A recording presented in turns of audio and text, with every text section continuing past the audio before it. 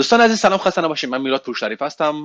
ایده کار ما به این شکل: ما می‌خوایم 4000 تا واژه ضروری زبان آلمانی رو با هم دیگه کار کنیم. ایده اصلی این کار برمیگرده به زبان انگلیسی. هنگامی که من تو ایران داشتم انگلیسی می‌خوندم، یک کتاب 6 جلدی بود به اسم 4000 Essential English Words. تو این کتاب خیلی راحت اومده بودن کلمه آورده بودن و برای هر کدوم از کلمه‌ها یه تعریف و به غیر از اون یه دونه جمله آورده بودن که من خیلی راحت میتونستم همه اونا رو کنار هم دیگه داشته باشم. و به غیر از اون یه معلمی داشتم، معلم میتونست واسه من یه بار شرح بده، یه داستانی آورده شده بود و خیلی راحت بود فرآیند یادگیری برای من. و وقتی که من داشتم آلمانی میخوندم، همچین کتابی واسه من واقعا جای خالیش معلوم بود. یعنی دائما میرفتم کتابخونه ها سر میزدم که آیا همچین کتابی وجود داره، از مردم میپرسیدم ولی خب نبوده. همچین کتابی باعث شد تو این فکر بیافتم که بعدن شاید خودم بخوام همچین کاری رو انجام بدم، همچین متدی رو به دوستان معرفی کنم که بگم ای دوستان، اگه میخواید زبان آلمانی یاد بگیرین، همچین متدی میتونه کار آمد باشه. حالا به غیر از اون، من اومدم همین کارو با چند تا چیز دیگه مخلوط کردم، قاطی کردم که الان میتونم بدون شرح بدم. به غیر از اون، وقتی که قبل اینکه بخوام شروع کنم، دوستان یه معرفی داشته باشم از خودم. من میلاد پورشریف هستم. همکنون که دارم این ویدیو رو ضبط میکنم منتظر دانشگاه هستم که بهم بگه آیا امتحان ورودی دانشگاه رو برای روانشناسی قبول شدم یا نه. اگه قبول شده باشم که میتونم برم روانشناسی بخونم، اگه قبول نشده باشم احتمال زیاد همین ترم شروع کنم به خوندن گرمانیستیک یا زبان آلمانی. خب من از همون ابتداش فرآیند یادگیری زبان آلمانی رو خیلی محکم و سخت گرفته بودم. میدونستم بعدا میخوام برم دانشگاه، بعدا میخوام برم درس بخونم و به خاطر همین جدی گرفته بودم. و به غیر از اون یه متد خاصی هم داشتم که فرآیند رو برای من خیلی لذت بخش می‌کرد. خب دوستان بریم با هم دیگه متد رو نگاه کنیم که متد یادگیری زبان آلمانی برای من به چه شکل بود یا چه کار میکردم که واسه من خیلی راحت تر بود فرآیند یادگیری. دوستان همه ما میدونیم که هر آنچه من از بیرون میدونم استدلالی هست که ذهن من انجام داده، درسته؟ یعنی تمام دنیای اطراف، دنیای بیرون من چیزی نیست به غیر از درک ذهنی من. خب دوستان، همین ذهن لایه‌های مشخصی داره برای گوش من، برای زبان من، برای چشم من. خب من دقیقاً همین کار انجام میدم که همین ستا رو با هم دیگه قاطی میکنم. یعنی به وسیله گوش میدم. هنگامی که من درست یاد بگیرم که چه جوری گوش بدم، هنگامی که گوش خودم رو قوی کنم، اگه هر شخصی بیاد تو هر حالت، آهسته حرف رو بزنه، تند حرف رو بزنه، با دیالکت حرف رو بزنه، وقتی که گوش‌های من قوی شده باشه، من میتونم کلمات رو تشخیص بدم که داره همین الان چی به من گفته میشه. مسئله دوم که خیلی مهمه مسئله زبان هستش. من وقتی که زبان خودم رو قوی کنم به این شکله که من میتونم کلمات راحت تر بیان کنم، به این شکله که من میتونم بعدن لهجه خوبی داشته باشم. مسئله لهجه واسه من خیلی مهمه که با هم دیگه روش کار میکنیم. اما مسئله سوم من که چشم هستش و همه ما میدونیم که قسمت بزرگی از ذهن به چشم وصل هستش و درک ما، همون استدلال بصری ما به چشم مربوط میشه. پس من به وسیله چشم باید ببینم کلمه ها رو، به وسیله گوش باید بشنوم کلمه ها رو، به وسیله زبان تکرار میکنم کلمه ها رو. و این سه موضوع کنار هم دیگه من به وسیله یک چیز به کارشون میبرم، همه اینا رو به وسیله دستم. و دستم وقتی که می نویسه کلمه ها رو روی یه ورقه ای، باعث میشه واقعا فرآیند از یادگیری زبان بین همه لایه های مغز انجام بشه و کل ذهن من درگیر مسئله یادگیری میشه و خیلی لذت بخشه. واقعا بهتون توصیه میکنم که از همین کار استفاده کنید.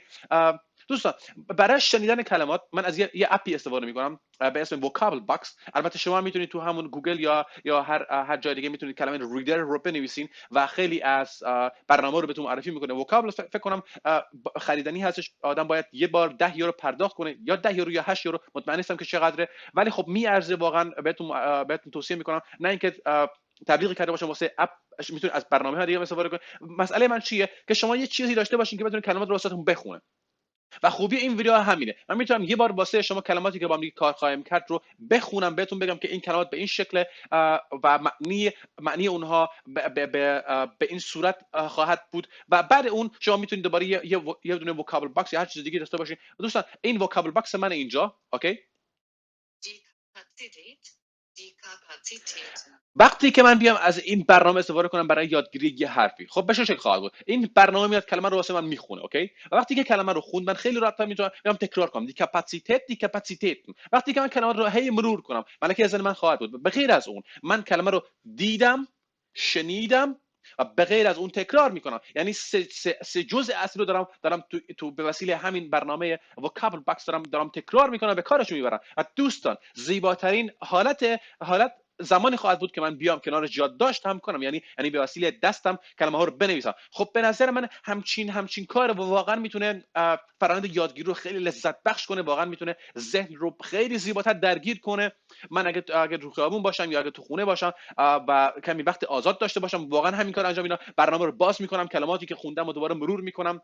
دوستان یه چیز دیگه هم هست، من هر دفعه که بخوام یه دونه یه درسی رو، درسای ما 10 کلمه خواهد بود، این 10 کلمه رو میام درس میدم و برای هر کدوم از کلمات یه تعریف به زبان آلمانی و یه جمله زیرش خواهم نوشت. بعضی وقتا وقتی که کلمه چند تا تعریف دارن، یعنی چند تا معنی مختلف دارن، همه اونها رو مینویسم، شاید هم ننویسم، بسته به سختی و خواهیم دید که چجوری کار خواهیم کرد با هم دیگه. و به غیر از اون جمله خواهم آورد و جمله ها رو با هم دیگه کار میکنیم. اوکی؟ و دوستان هر کدوم از این درس ها رو من سعی میکنم پی دی افش رو بذارم. شما میتونید خیلی راحت برین پی دی اف رو تهیه کنین و اون پی دی اف رو چاپ کنین. اوکی؟ و اینجوری برای شما خیلی راحت خواهد بود واقعا. و اون پی دی اف ها رو کنار هم دیگه نگه دارین و اگر در روز بتونید اون پی دی اف ها رو مرور کنین، بعد از چند ماه خواهید دید که کلی کلمه جدید یاد گرفتی، خواهید دید که چقدر فرآیند یادگیری براتون زیبا خواهد بود. سعی میکنم چند تا گروه واتساپ یا گروه تلگرام ایجاد کنم که همه اونایی که علاقه به زبان یادگیری دارن کنار همدیگه باشن و همدیگه به همدیگه دوباره کلمه ها رو بگن. و دوستان کار ما تا اینجا بود، معرفی ما تا اینجا شد و فکر کنم اینجا دیگه چیزی ننوشتم به غیر از اینکه بله، چاپ کردن برگه های مربوط به هر درس و به صورت آرام و جلو. کار خیلی مهمه که به صورت آرام جلو بریم. من یادم معلم زبان انگلیسی داشتم که بهم میگفت میلاد، سنگ بزرگ نشانه نزدن است. هر موقع بهش میگفتم استاد من میخوام کل کلمه رو یادداشت کنم، میگفتم کل کلمه رو میخوام همزمان بنویسم وقتی که داشتم زبان انگلیسی میخوندم و معلم به من گفت که میلاد سنگ بزرگ نشانه نزدن است. دوستان دقیقاً همون چیزو میخوام به شما بگم که آقا سنگ بزرگ بر نداریم. اگه میخوایم یاد بگیریم آهسته و پیوسته جلو بریم. یعنی اگه در هفته فقط 10 تا کلمه یاد بگیرین، شما در ماه 40 تا کلمه یاد گرفتین و 40 تا کلمه مفید، یعنی به صورتی که اکتیو یاد بگیرین. به این شکل شما میتونید اون کلمه رو به کار ببرین و خیلی مهمتره در سال شما تقریبا 200 300 کلمه یاد گرفتین و اونجا واقعا خیلی خیلی خیلی بیشتر به ذهن میچسبه، بیشتر لذت بخشتره. خلاصه به خود اصلا فشار نیارین. اگه فشار بیارین بدن از زیرش در خواهید رفت، بدن فرار میکنید و نمیخواین دیگه یاد بگیرین. خلاصه مسئله خیلی مهمه که مثل بدنسازی، اگه من روز اول برم کلی بخورم فشار بیارم، مطمئنا روزهای بعدی اذیت میشم و دیگه سمت بدنسازی نمیرم. خیلی مهمه که آروم بمونیم و سعی کنیم آهسته و پیوسته پیش بریم. دوستان متشکرم تا اینجا ویدیو با من بودین. امیدوارم لذت ببرین از فرآیند یادگیری و اگه نقدی نظری چیزی بود حتما تو کامنت واسه من بنویسین و خیلی خوشحال میشم که نظرات شما رو بشنوم. مواظب خودتون باشین، روز خوبی داشته باشین. تا درس اول.